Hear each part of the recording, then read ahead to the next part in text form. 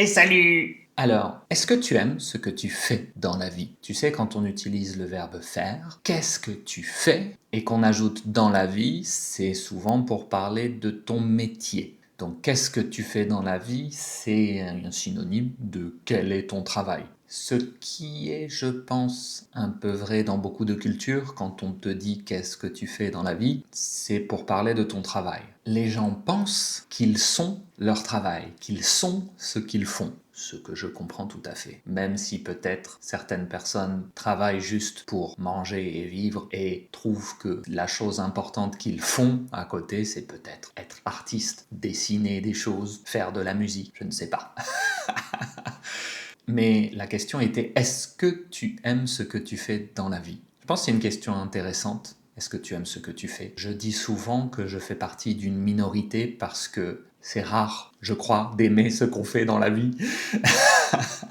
Bon, je vais t'expliquer aujourd'hui pourquoi. J'ai pensé à ce sujet juste après une leçon que j'ai eue aujourd'hui. J'ai eu une leçon très courte de 30 minutes avec un étudiant qui a un niveau B2, plus ou moins, qui a un niveau donc intermédiaire avancé, B2, et j'ai pensé que notre conversation de 30 minutes, qui était une leçon, elle caractérisait bien, elle représentait bien le pourquoi j'aime ce que je fais. Je suppose que la pire chose dans un travail, c'est qu'il soit subjonctif, c'est qu'il soit répétitif, que tu répètes les mêmes actions constamment. Je pense, ce n'est qu'une opinion, que répéter les mêmes actions tous les jours provoque l'ennui et fait qu'on n'aime pas ce qu'on fait. Ça fait une dizaine d'années maintenant que je fais ce travail. Je n'ai pas toujours été professeur, j'ai fait d'autres métiers dans ma vie, mais c'est de loin celui que je préfère. Alors, je vais te parler un petit peu de la conversation que nous avons eue. La conversation a commencé par l'expérience de ski de mon étudiant et il m'a expliqué que dans certaines conditions, il n'aimait pas skier parce qu'il n'avait pas de repère. Alors, il n'a pas utilisé le mot repère, il a utilisé un autre mot qui était une faute, qui était le mot référence. On a expliqué que avoir une référence, c'était plutôt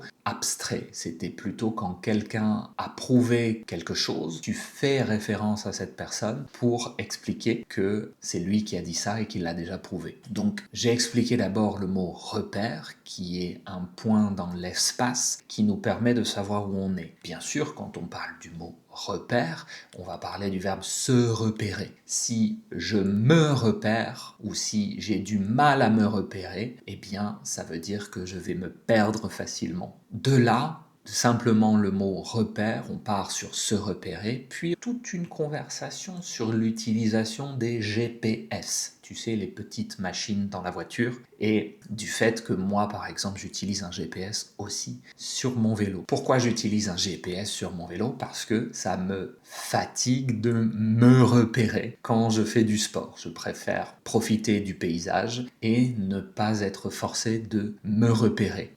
Puis, quand nous avons parlé de GPS, on a fini par parler de la pratique ou de l'utilisation du GPS par opposition à l'utilisation de Google Maps et aussi par opposition à l'utilisation de cartes comme le faisaient nos parents dans les années 70, dans les années 80 et avant. Ils utilisaient des cartes. Et ça devient intéressant parce qu'on finit par parler des générations, on finit par parler du fait que nos parents savaient très bien se repérer dans l'espace parce qu'ils utilisaient constamment des cartes ou n'utilisaient absolument rien, alors que nous avons l'habitude d'avoir une machine qui nous dit tu dois tourner à droite, tu dois aller tout droit, tu dois tourner à gauche. Donc nous, on a un peu perdu cette intelligence ou ce type d'intelligence qui est savoir se repérer dans l'espace. Toujours connecté à ce verbe se repérer, on a également le verbe repérer. Et là, tu peux dire j'ai repéré un bon resto. Oh, j'ai vu qu'il y avait un bon restaurant là-bas. J'ai repéré un bon resto. Donc là, c'est encore une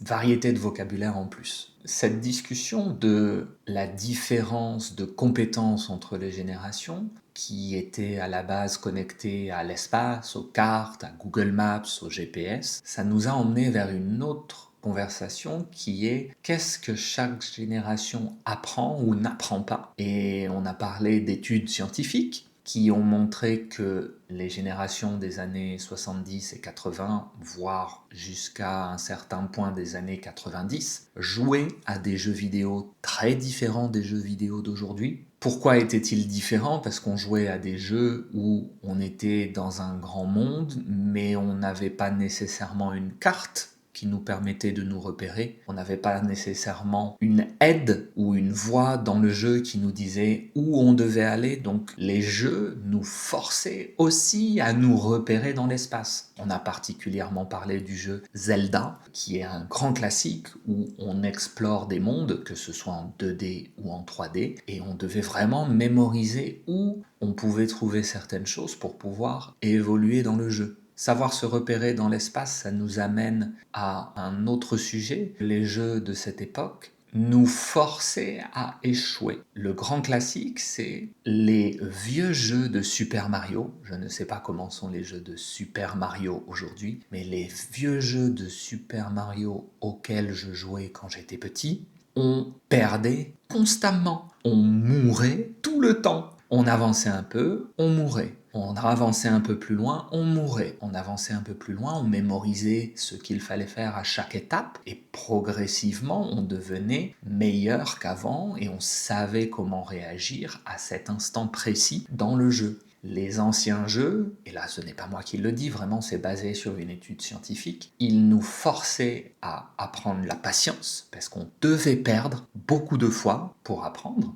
Et il nous forçait aussi à analyser, à savoir ce qu'on allait devoir reproduire la fois suivante après avoir perdu, ce qui n'est plus du tout le cas des jeux actuels qui ont de multiples aides, qui ont des sauvegardes automatiques souvent toutes les 10 secondes, qui ont des voix qui nous aident, qui nous indiquent le chemin. Ou encore, beaucoup de jeux actuels n'ont aucune fin. Ce sont des jeux infinis. Il y a beaucoup de jeux infinis qui sont très bien. Je pense par exemple à Minecraft. Mais comme ça a été dit dans cette étude, les types de jeux actuels ne provoquent pas du tout les mêmes réactions, les mêmes réflexes. L'étude scientifique argumentait ou parlait du fait que les jeunes d'aujourd'hui, parce qu'ils jouent à certains types de jeux qui sont différents, apprennent moins la patience, apprennent moins l'échec, apprennent moins à se repérer dans l'espace. Je ne dis pas que c'est bien ou que c'est mal, juste que c'est une chose qu'on constate.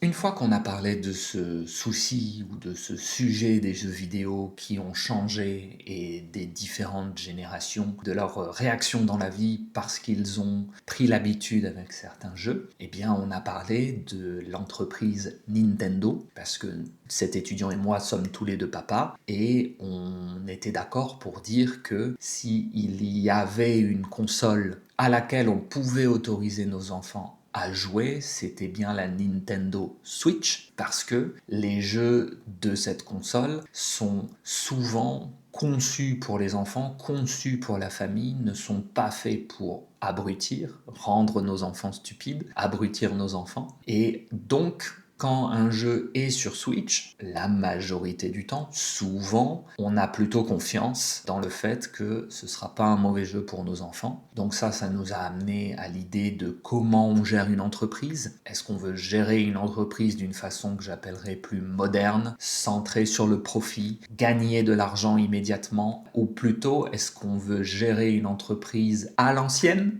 Ça nous a permis aussi d'expliquer cette expression, surfer sur la vague, ça veut dire profiter de la mode, profiter du fait que les gens aiment beaucoup quelque chose maintenant. Je pense à cette entreprise Nintendo, essaie pas de faire des choses à la mode, elle essaie de faire des jeux qui sont de qualité pour la famille. On a ensuite parlé de beaucoup de choses très diverses, mais finalement tu vois un petit peu comme c'est intéressant d'avoir une conversation. On part d'un point et on traite de multiples sujets extrêmement différents mais connectés. Leur vocabulaire, leurs expressions, la grammaire, les verbes, comment on les utilise, se repérer versus repérer, etc., etc. Et je fais ça depuis des années, encore une fois. Je n'ai jamais eu deux conversations identiques. Donc, c'est difficile de s'ennuyer quand on fait ce travail. C'est trop cool. Voilà. Bon, est-ce que tu trouves que ton travail est répétitif? Est-ce que tu aimes ce que tu fais dans la vie? Est-ce que tu espères que tu aimeras ce que tu fais dans la vie? Quel est ton projet? Allez, à plus!